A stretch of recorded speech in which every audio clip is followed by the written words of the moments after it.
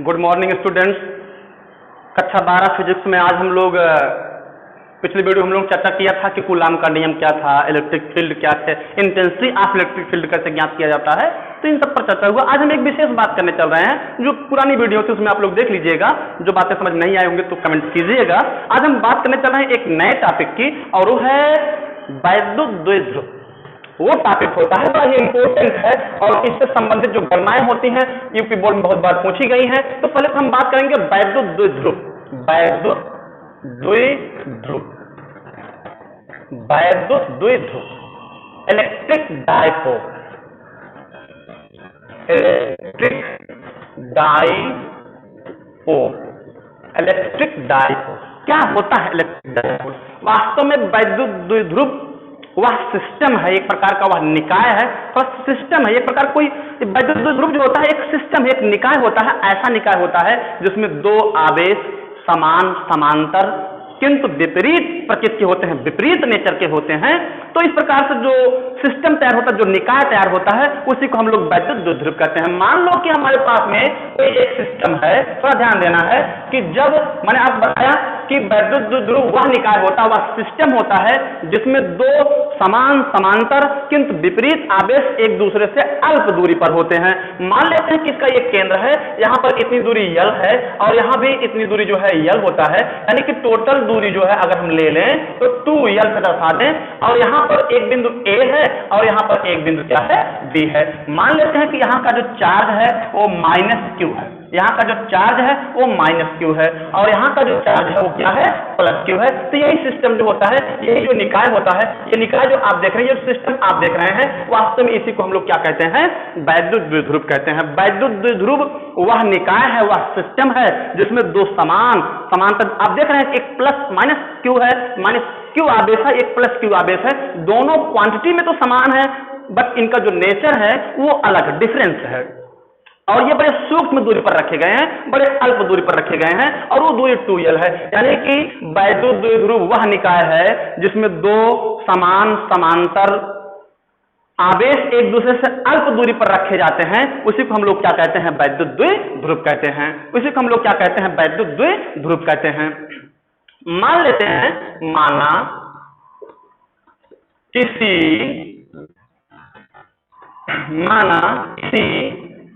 वैद्युत द्विध्रुव में, माना किसी वैद्युत द्विध्रुव में -q व +q आवेश एक दूसरे से अल्प दूरी, याद रखना है दूरी अल्प होनी चाहिए, अल्प दूरी यानी कि 2l, अल्प दूरी पर हैं, अल्प दूरी पर हैं। तो याद रखना है किसी एक आवेश और दोनों आवेशों के बीच की दूरी के गुणनफल को हम लोग वैद्युत द्विध्रुव का आघूर्ण कहते हैं। वैद्युत द्विध्रुव का क्या कहते हैं, आघूर्ण कहते हैं। वैद्युत द्विध्रुव का आघूर्ण कहते हैं, मोमेंटम ऑफ इलेक्ट्रिक डाइपोल आघूर्ण कहते हैं। वैद्युत द्विध्रुव का हम लोग क्या कहते हैं, आघूर्ण कहते हैं, और इसको हम लोग पीस दिखाते हैं, मोमेंटम ऑफ इलेक्ट्रिक डाइपोल इसे कहा जाता है। तो वैद्युत द्विध्रुव का आघूर्ण यानी कि P जो होता है वह एक आवेश, याद रखना है, एक आवेश गुणे दोनों आवेशों के बीच, गुणे दोनों आवेशों के बीच अल्प दूरी, दोनों आवेशों के बीच अल्प दूरी। आप लिख सकते हैं P = एक आवेश यानी Q ले लिया जाए, और दोनों आवेशों के बीच की दूरी होता है 2l। तो इस प्रकार से आप देखेंगे P आ गया 2ql, 2ql। वैद्युत द्विध्रुव एक सदिश रासायनिक, इसमें डायरेक्शन होता है। डायरेक्शन कैसा होता है, अगर इसमें डायरेक्शन की बात हम लोग करें तो इसकी जो माइनस से इलेक्ट्रिक लाइनें जो होती हैं वो माइनस से प्रवेश करेंगी और प्लस की ओर निकल जाएंगी। यही कारण होता है कि एक सदिश एक जो है ये वेक्टर क्वांटिटीज होता है। ये क्या होता है? एक प्रकार का वेक्टर क्वांटिटी होता है। तो आपको ये बातें समझ में आया होगा कि वैद्युत द्विध्रुव एक निकाय है जिसमें दो समान समांतर आवेश एक दूसरे से अल्प दूरी पर रखे जाते हैं और अल्प दूरी पर रखने के बाद में अगर इनके आघूर्ण की हम लोग बात करते हैं तो वैद्युत द्विध्रुव का आघूर्ण जो होता है वह एक आवेश तथा किन्हीं दो आवेशों के बीच की अल्प दूरी जो होता है ये होता है।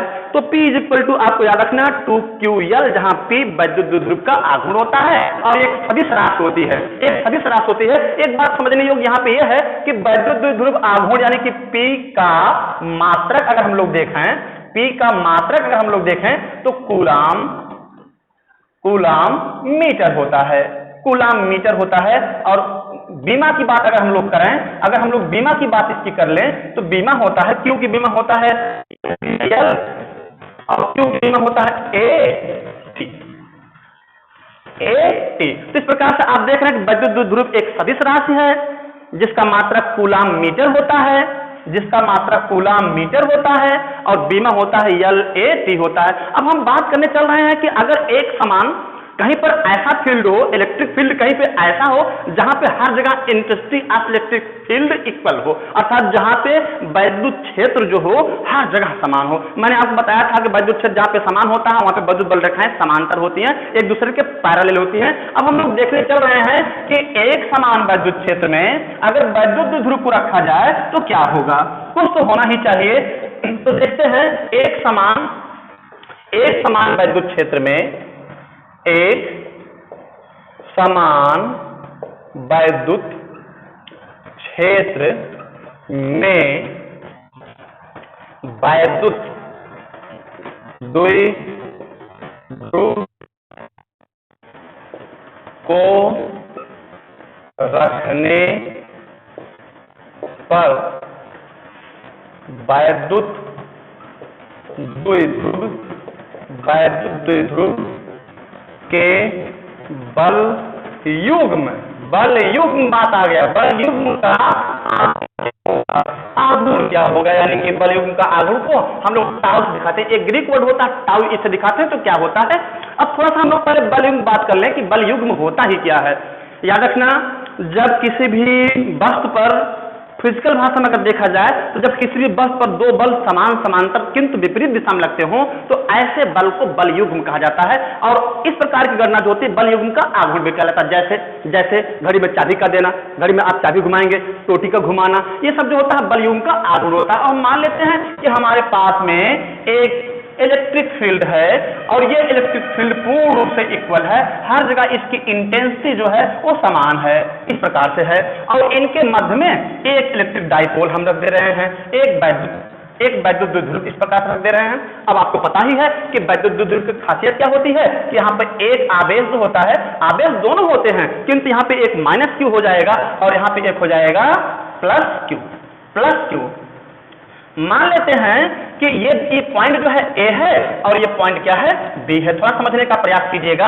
ये इलेक्ट्रिक फील्ड है, यहाँ पे इसका सेंटर मान लेते हैं, इसका यहाँ पे सेंटर होता है और इनके मध्य की जो दूरी होती है वो अल्प दूरी होता है, मान लेते हैं क्या है 2L है, आपने देखा था। अब ये क्या है कि एक होता है, एक समान वैद्युत क्षेत्र है और जिसमें एक इलेक्ट्रिक डाइपोल रखा गया। होगा क्या कि इस पर दो फोर्स काम करेंगे, एक माइनस क्यू की तरफ जो फोर्स काम करेगा, यहाँ पे यस जो है यहाँ काम करेगा और एक दूसरा फोर्स जो होता है इस दिशा में काम करेगा। तो आप देखेंगे कि जब इसे एक समान वैद्युत क्षेत्र में इलेक्ट्रिक डाइपोल को रखा गया तो वैद्युत क्षेत्र जो है इस पर एक बल युग्म, एक रीस्टोरिंग फोर्स काम कर, एक प्रत्यायन बल काम कर रहा है। और यह इस बल का प्रयास है कि ये वैद्युत इस इलेक्ट्रिक डाइपोल को ऐसे घुमा दे ताकि ये वैद्युत क्षेत्र के अनुदिश हो जाए, वैद्युत क्षेत्र के डायरेक्शन में हो जाए। ये इसका प्रश्न है और इस पर जो बल लग रहा है यही बल जो होता है बल युग्म का आघूर्ण कहलाता है। अब देखो थोड़ा देखा जाए, बल युग्म का आघूर्ण कहलाता है, यहाँ पे ये जो होता है इसका जो है अक्षीय लंबाई है और ये जो होता है इसकी परपेंडिकुलर यानी कि इसकी लंबवत लंबाई होता है। अगर इसके हम लंबवत लंबाई की बात करें तो हो जाएगा 2L sin theta, 2L sin theta हो जाएगा। तो हम लोग मान लेते हैं, माना एक वैद्युत द्विध्रुव, माना एक वैद्युत द्विध्रुव एक समान माना एक वैद्युत ध्रुव एक समान वैद्युत क्षेत्र, एक समान वैद्युत क्षेत्र E, एक समान वैद्युत क्षेत्र E में रखा है तो बल युग्म का आघूर्ण क्या होगा, यानी कि वैद्युत द्विध्रुव के कारण, वैद्युत द्विध्रुव के कारण, वैद्युत द्विध्रुव के कारण बल युग्म का आघूर्ण क्या होगा, बल युग्म का आघूर्ण क्या होगा, अर्थात आघूर्ण क्या होगा, तो आघूर्ण हो जाएगा, बल युग्म का आघूर्ण हो जाएगा बल गुणे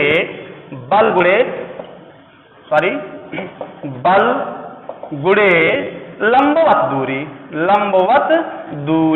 बल गुणे लंबवत दूरी।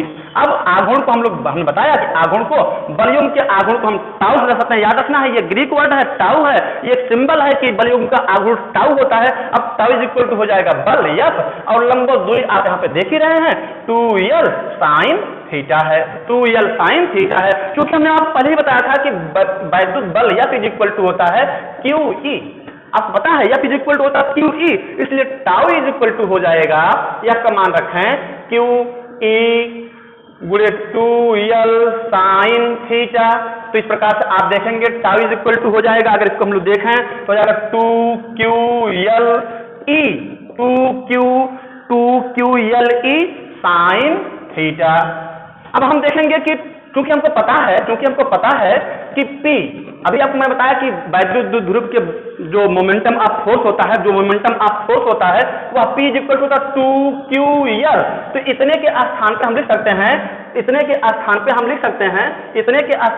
सकते हैं tau is equal to PE sine theta, tau is equal to PE sine theta. अर्थात आप कह सकते हैं कि अगर एक समान वैद्युत क्षेत्र है, उसमें कोई वैद्युत ध्रुव रखा जाएगा तो उस पर जो बलयुग्म काम करेगा, उस बलयुग्म का जो आघूर्ण होगा टाउ इज इक्वल टू होगा PE साइन थीटा। अगर हम मैक्सिमम टाउ मैक्सिमम की बात कर लें, टाउ मैक्स की बात कर लें, तो टाउ मैक्सिमम तब होगा जब थीटा इज इक्वल टू कितना हो जाए 90 अंश। अर्थात ये जो डाइपोल आप देख रहे हैं, ये